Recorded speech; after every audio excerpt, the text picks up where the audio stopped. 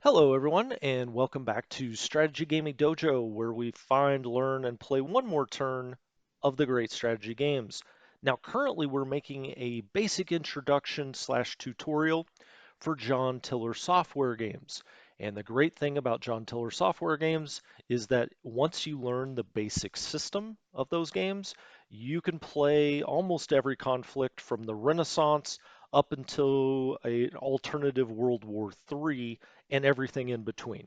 So we're learning these basic systems so that you can have this whole wide world of John Tiller games open to you.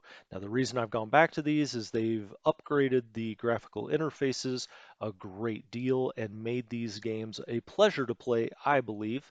And I've had a lot of fun with them over the last couple of years as they've been doing that. Now, specifically, we are looking at campaign Antietam, the Blackburn's Ford scenario, which happened a couple of days before the historical First Battle of Bull Run. These were kind of the first shots fired in anger on the Eastern Front. So we've been looking at this scenario to get an idea of how this game system works. Now we've kind of gone over the ministerial buttons. I say kind of, we have gone over them. We have gone over these red command buttons, including change formation, which is the most important. We talked about how units either have to be in a combat formation, like a line, or they have to be in a movement formation. It has to be one of the two. So we talked about formation, how to face our units. We've talked about some entrenchment. We'll get into the artillery stuff as we play the game. We've looked at all of the view buttons, how you view the game, what you can see on your map. We've talked about these two yellowish buttons that just tell us command and what's visible. Last time we talked about the blue buttons, which I call the information buttons. They just give you information about the game. It can appear on the map or otherwise, but they come up in dialog boxes and they're informational. Now we still have to talk about melee and we have to talk about these brown buttons. Now, these brown buttons, really the only way it makes sense to go into those is if you're playing the game. And I'll show you why right now. So let's zoom in a little bit. There's Mitchell's Ford. Now, we've already moved some units, right? We moved these Blackburn's Ford units, and we moved some of these that are not fixed or locked. They're called fixed in this game. They can also be called locked, or you may know them as locked from other games, right? These are all fixed for this scenario, but these are not. So we've kind of moved them up to help us here.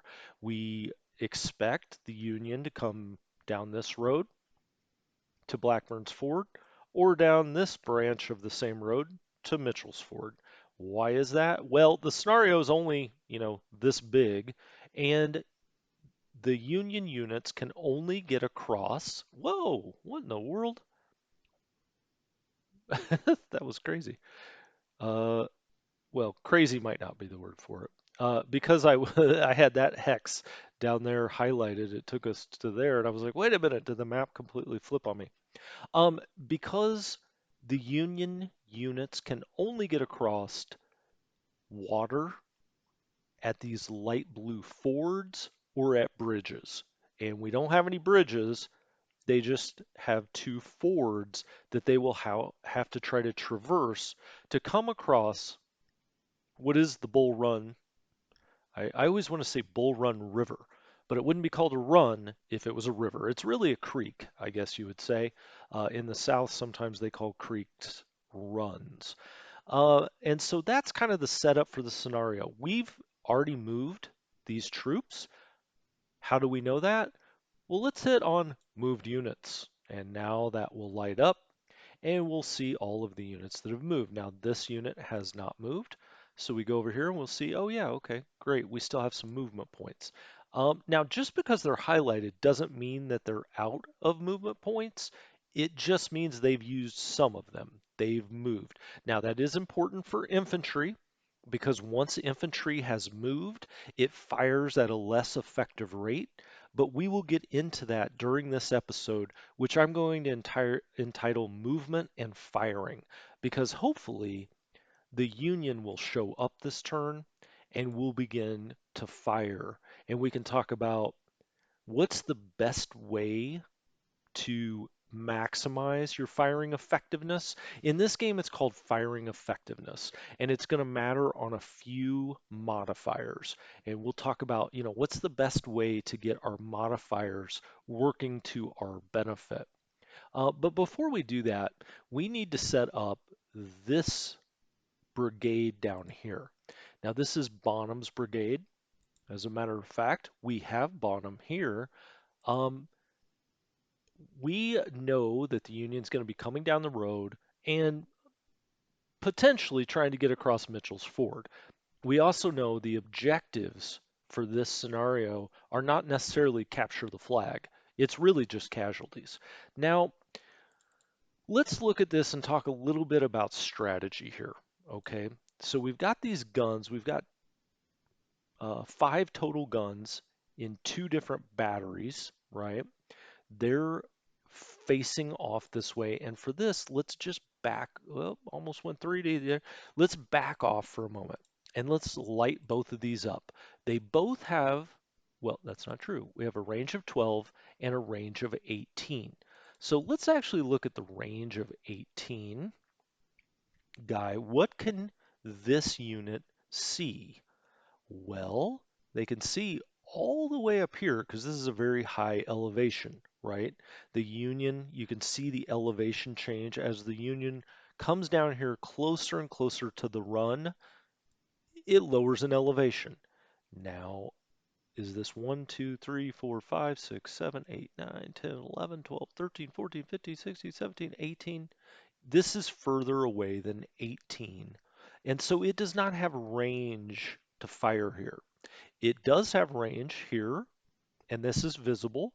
This is also in its firing view, which is the 3 hexes directly in front, over the right shoulder, and over the left shoulder. I say over. It's not really. It's not like you're looking backwards. I just call it this. This is left shoulder, front, right shoulder, and that's its firing range or firing view. But anyway, the point of this is it can see this hex and it can see this hex, this unit can, and it can reach these. So it could potentially fire if a Union force came over here. Now this might be a place the Union might put their own artillery, right? Because if we can see them, they can see us. And this would be pretty dangerous because at this hex, their artillery could reach potentially all of this, here. We know it's at least going to see us, but it seems like anything on this plateau, they would be able to see. That being said, what we're going to do, both of these are unlimbered, meaning they're ready to move. We can move them. We're going to turn them both a click to the left. Okay? This just potentially opens up more to us. You know, question whether that really makes a difference. Probably not. Uh, Also, I will point out we have this forest here, which is blocking our view behind it. So the Union has several different ways they can sneak up here on us. They could, kind of come down this little valley and get down in here. They're going to be right on top of us, before we can really get off any shots on them. Now, the second part of this is question whether we should move our groups up here into this forest. If we know they're coming down the road, we get a defensive bonus for being in this forest of 40%. We know that from the terrain parameters. So should we move into this forest? Well, it's a good question. This unit has a range of 4, which is actually pretty good at the start of the war. So if they were here, they would be able to fire 1, 2, 3, all the way into here. Or, if the Union comes down here, assuming we've got a view from there, but I think we would. Not to mention from here we would have a 4, right? So I think what we're going to do is try to get this unit maybe here and another unit up across the run. Now this one only has a range of 2, the one that's stacked with bottom, so that might not be the best choice. This again has a range of 2. Now, what do we have over here? Another range of 2 and another range of 2. Okay, well, first of all, we're going to bring these guys who are not fixed over as far as we can. So I clicked on this with the left. I'm pulling it over here where I eventually want it to go, and the computer will map out the fastest route this way. Okay, makes sense. I guess if we were moving it, I may have moved it down here so it didn't have to go through the forest, but it's telling us this is the fastest way to go. Same with this guy. We're going to do the same. Okay, now he's through the forest, bringing him over here. Now we have these guns. This will be a good exercise because it'll allow us to limber guns and move them. So, you know, first of all, let's look. What can these guys even see? What are they doing back here? They're behind a forest. Seems like an odd emplacement, and that's what I thought. They can't see any. I mean, they're looking straight into the forest, which is at the same elevation as them. I can tell you, you can look at the parameters. A forest height for this game is considered 30 feet, or at least for these Civil War scenarios. May be different in a different game. Look at your own parameters. But, these are 30-foot high trees to the game. This can't see anything if they're on the same elevation. So let's take this view off. We're going to take these guys, change their formation to limbered, which cost us 3 movement points, but that's fine. And we're going to start moving these guns over here. Now they have look at this, they both have a range of 21. Now we just saw from here that we can see up here where the Union's going to be moving. So I'll back this up again.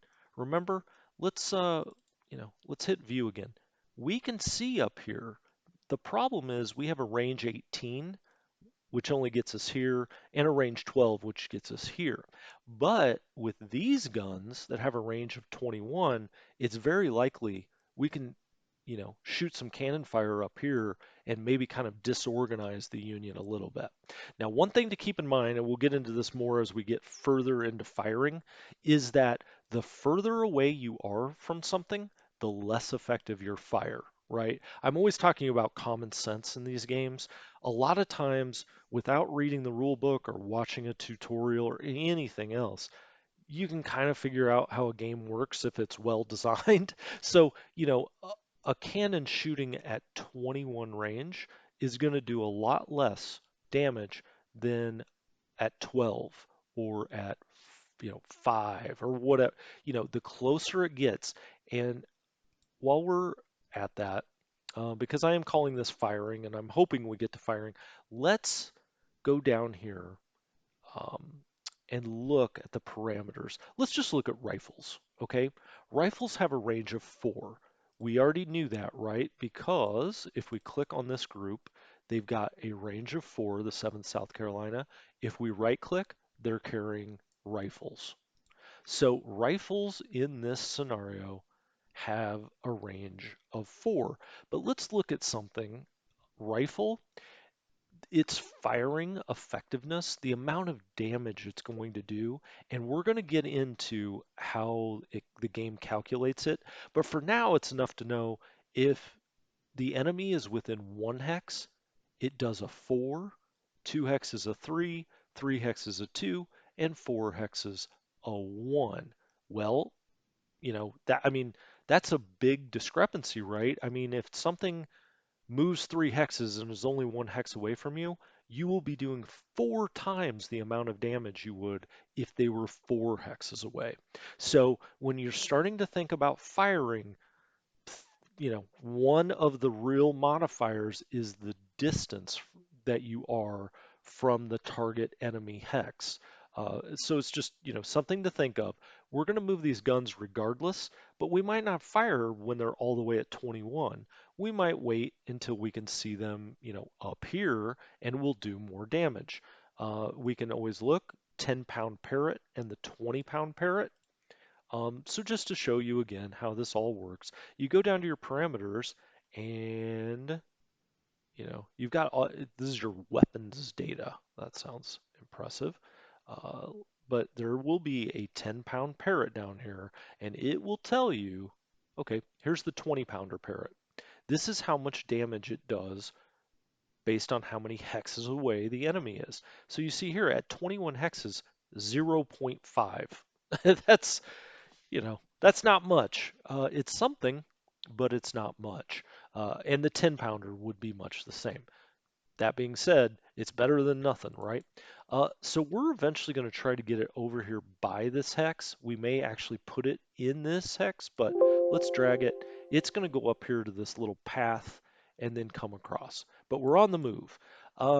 These guys, let's get them hidden away within 5, so somewhere right over here, which is a lower, we may end up even putting it here or maybe here. Someplace where you want these are within 5 hexes of the action, um, and hidden. You just don't want them to get them blown up. Now these two have moved. These have not. These guys have a range of 2. We're going to bring them up this way. These guys, the range 4 guys, we're going to, let's first bring them here, here. I don't think we have enough movement points to get them there. No, we don't. We've only got 4 left. It takes 5. Okay, so we're moving all these guys. We've turned our guns. We're moving guns. We're moving guys over. What do we have here below? Um, hmm. Okay, let's move these guys here and here and turn them left, straight up to the ford. And as a matter of fact, these guys we may stack with them with Bonham. Let's keep Bonham with these guys. There is an advantage to having leaders stacked with your units that we will get into as we talk about commanders, which will either be the next episode or the episode after that. It's important to have them stacked. It's definitely important to have them in combat range or in command range. Let's look at his command range. There it is. So we're going to want all of these blue guys within his lit up command range. So we've moved him down here, which means he can command this hex if we bring these guys over, or this one, or the, so on and so forth. Um, but you want to keep them in the lit up section, and you want to keep them stacked to the extent possible. You can't keep everybody stacked with your leader, but it does help. Okay, so I think we've done that. Now, what do you do kind of at the end of a turn? Have we moved everything? Well, let's find out. Let's hit next stack. Okay, we have not moved Beauregard. He's still got all of his movement points. You can see movement points for leaders if you right click here. Uh, they get 20, which is quite a bit more. Now you see his command is C, his leadership is C. We'll talk about that. That's upcoming, and I will hopefully very well describe the entire command structure of this game. It sounds complicated. It's really not. Um, we'll get into that though. Okay, so let's see. Is there another stack? Okay, we already knew these guys hadn't moved. We didn't want them to move. They're covering us on this forest. So let's try again. Okay, these guns didn't move. That's fine. We didn't want them to. We may turn them a click to the left at some point. We'll see. I mean, we don't want to do that at the start of a turn because then we can't fire them. But right now, we're expecting the Union to come this way. We should be fine. Let's try again. Okay, all units have been considered. So you have clicked on and moved or turned or thought about every single unit that you can in this game. So what are we going to do? Well, we'll go up here and click next turn. Now when that happens, oh, it's going to tell us to save it. That's fine. We can do that. Let's do tutorial 1. Great. So after the first, now it'll tell you Union turn 2 of 21. All you need to do is just click on this and the Union will play their turn, and this will resolve. It's happening. You see the spinning wheel there. Now we have spotted some Union troops coming down the road. Great. I want some action. I don't know about you, but it's always, easier to teach a game if you're in the middle of the action or you've got some action going on. So now it's our turn. We've spotted these guys. It's probably our guns here, right, that spotted them. So our artillery guys said, hey, yep, sure enough, we see some guys up here on top of the hill. All I did was I actually clicked the V, the hot button, but you could click here, visible hexes. Okay, great. Oh, one other thing we still need to talk about these brown. I kind of showed you already, right? Moved units, fired. You can see which units have fired, which units are fixed. We see these are all lit up now because they are fixed.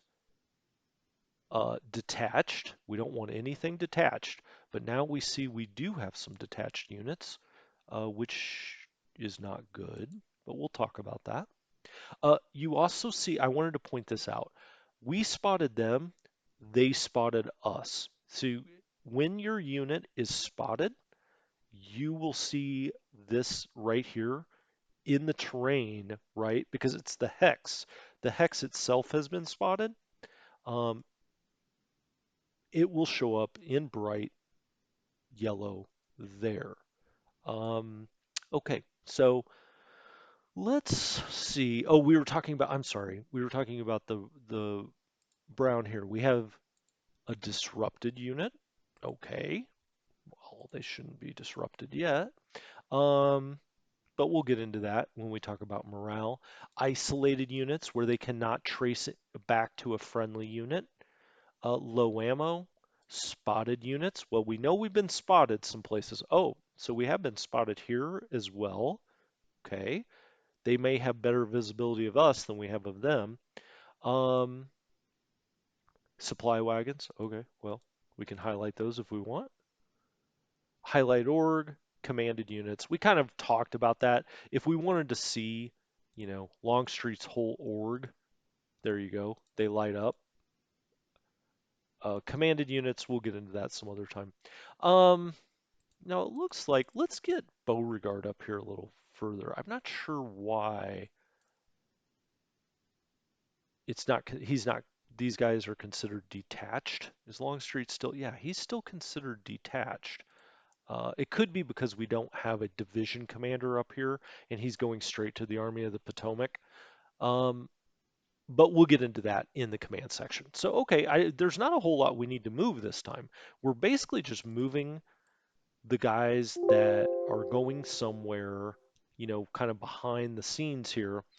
Um, we'll go here. We want to we want to have these guys with their range 4 sitting here in this forest for an ambush. So when these guys come down the trail, they get ambushed. These other guys I'm going to put on the other side here. So they'll get ambushed. Oh my gosh, start going this way. And then hopefully we'll get some fire there. These guys I'm going to leave back a little bit with Bonham. Now he's still got his troops here in range, in his command range, but we're going to bring these other guys around. Sorry. Let's do that again. Let's drag these troops, or these guns. Click on that. Get them up there, and then there, and then there. We're just going to keep rolling along here and try to get them here, especially before the Union starts firing. Now, what does the Union supposedly have up here? Okay, we're fog of war, so we're not sure, but we see this 5XX men. So for the amount of spotting that we actually have out here, we think that they've got 500 some odd men. And you'll always see these X's, so it's kind of undetermined. Who knows if it's actually 500 men or not, but that's what we're being told. Um, okay, and I think that really, I mean, there's not a whole lot else we need to do. These guys have 2 more movement. Oh, they can't go here because they would be changing elevation, which would cause 3. Um, okay, well, let's go through the next stack. So wagon train. All right, let's put this wagon train back here behind the forest. So like right here. I don't think it will be visible from anywhere. It's at the same elevation, 170 feet, 170 feet of elevation. If it's right here, no matter where the Union is, they won't be able to see it because this forest will block it. So we're going to put the one there. Now let's go to the next. Okay, Bonham and his guy, they haven't moved. I say his guy. The 11th North Carolina with 811 men haven't moved. Now, we haven't really been talking about men as much this time. We've got 776 in this group. This is a good group, right? Range 4. Their quality isn't very great, but they've got 776 men. Here we have 734, a higher quality in C, but the range is only 2. That's not great. Um, okay, let's try next. These guns have not moved. We knew that. Those guys have not moved. They have not moved, but that's fine. We're considering them. Oh, right. We need to bring our cavalry up here as much as we can. So the game brings them up the road when you drag them. Our guns. All right, let's bring them around here where maybe they can't be seen for the forest. And they're within 5 hexes, so they will be supplying, and all units have been considered. Okay, great. Let's hit next turn. And what is the Union going to do here? Let's scoot up. Oh my goodness. The they've just appeared. It's a cavalry force. They came down this road and all of a sudden said, "Whoa, whoa, whoa, wait a minute," because we have a lot of stuff here, and they've just fired upon us. Now, oh, our reinforcements have arrived. I'm glad you got to see that. Okay. Now it's our turn. So our reinforcements that were supposed to arrive at 9:40, we looked at that earlier in the tutorials and the look over. They are now here. They're going to be way back here. We looked during that session at where they may be. At where they may be, I say.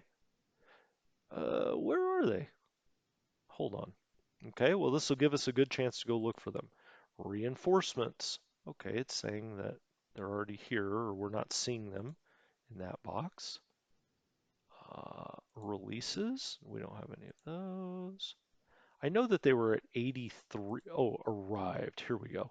83,109. You can double click on that and it will take you right to where we need to go. Okay, so we've got part of Bonham's brigade has shown up here. 552 men out of Louisiana. And if we look, if we really scoot out, so we've got them here. They're part of Bonham's brigade here. Let's we've already got them lit up. Let's just start pulling them towards Bonham. And the game, okay, there they go. And when we hit next step, because we're probably going to forget about them maybe, but if you go through and hit next stack every time, you won't. Okay, so we've got this small cavalry force here that just appeared. It came around the corner. We didn't really have any visibility, and all of a sudden it was just here. I'm sure they were just as surprised as we were. We had no, or they had no spotting on us until now. Of course it's spotted now, but it was not spotted before this unit or this unit or this unit. Now, this is a good place to talk about defensive fire. And I want to end this episode with defensive fire. Now, we did not defensively fire there. That will go into an optional rule that we have, and we are going to talk about optional rules in one of the upcoming episodes. But when you're playing against the computer and you're playing turn-based, or even if you're playing against a human and it's turn-based, which is the only way that I play the game. So when I'm talking about the game in this tutorial, or anytime you ever see me play a tiller game on the channel, we play turn-based. I've never played phase-based, and I don't know anybody that really does. This is a turn-based game. Now, as part of it being turn-based, to add in realism, what will happen is as this Union force is spotted, the AI may decide to commence what is called defensive fire. And what is defensive fire? Defensive fire gives the defender the first shot. And why is that? Well, it's realistic. It's what brings a sense of realism into the game, which is if you are attacking a force, whether it be in the Civil War or World War II or whatever else, and they're just standing, sitting there still, they can load their muskets, they can get all ready to go. They are generally going to fire first. Now may say, well, that's not necessarily true. Okay, well, I'll give you an even better reason for it to be this way. This keeps the automatic computer defensive fire, which you really have no control over, you know, other than this optional rule that we'll talk about. What it does is it keeps the game, or it keeps you from doing blitzkrieg style attacks all the time. Okay? Because as the offensive player, the attacker, you could move and then fire. Well, think about it. They could bring this force up here, okay, with the movement. They could fire and then they could melee. And that's what's kind of called I say kind of, it is what is called by some players of the game as a blitzkrieg style of attack. It's not realistic. It's not really how a battle in the Civil War or otherwise in other eras would go. What really happens is, you're marching here, the defenders spot you. Maybe you stop, maybe you don't. They fire, and then you fire. And that's how the game operates as well. As the movement part of the game, as you're moving your troops and whatnot, the computer may take a defender or defensive fire at them. So keep that in mind as we start to move. If the Union spots us, their units, without clicking on anything or doing, it's all computer controlled, may take fire at them. Now, that fire is only at 50% of normal value when it's defensive fire. I say only, it's still a bonus, right? I mean, you're not spending any movement points. You're not, using up the time that you could, be using these units to do something else. It's kind of just a freebie from the computer that says, hey, we're going to take a defender fire at this thing. And you will see that a lot. Now, why didn't we here? Well, it's because of an optional rule that I think. Well, I'll tell you what, we're going to get into optional rules next time. But long story short, you can tell the AI that if a unit is not very big or not very powerful, save your fire. Okay, you don't need to fire at that thing.